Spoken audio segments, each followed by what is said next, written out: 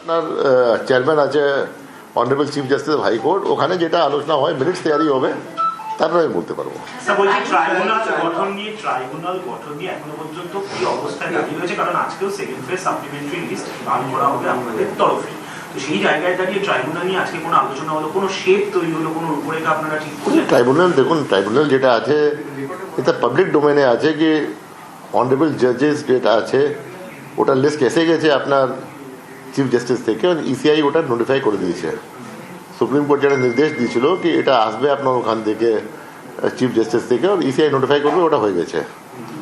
Number 2 আছে ওদের যে বি রেনিউমারেশন হবে, ইয়ে হবে, ও হবে, যেটা বি বলেছিল হাইকোর্ট, ওটা ইসিআই মেনেছে। নাম্বার 3 যেটা চালু করার জন্য মেন জিনিস আছে আপনার কোথায় হবে ওটা।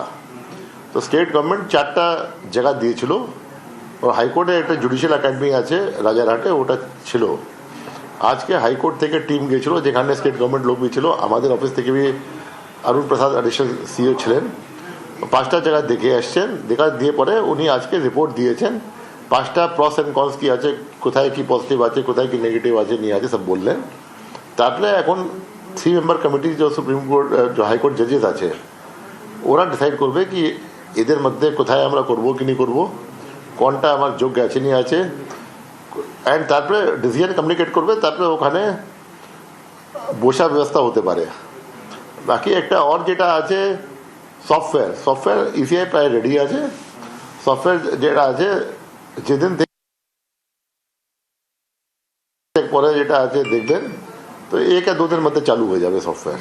মানে সেটা আজ থেকে 1 থেকে 2 দিনের মধ্যে চালু হয়ে যাবে বলে মনে করছি। দেখুন টেস্ট চেক শুনলাম কি কালকে হবে, তারপরে সফটওয়্যার ঠিক করতে যেমন লাগবে 1 या 2 দিন লাগবে, ম্যাক্সিমাম 3 দিন লাগতে পারে। কিন্তু মেন আছে বিল্ডিং আপনি সফটওয়্যার তৈরি করতে সব করে দেবেন, তো একদিকে ফাইলিং আরাম হতে পারবে। কিন্তু ডিসপোজাল তো যখনই হবে, যখন মহামান্য জজ যে আছে বসতে পারবেন, ওখানে সিস্টেম তৈরি হবে, তারপরে তো ডিসপোজ করবেন। হতে পারে কি আপনার সফটওয়্যার তৈরি হয়ে যাবে, ফাইলিং অ্যালাউ হয়ে যাবে। অফলাইনে কবে থেকে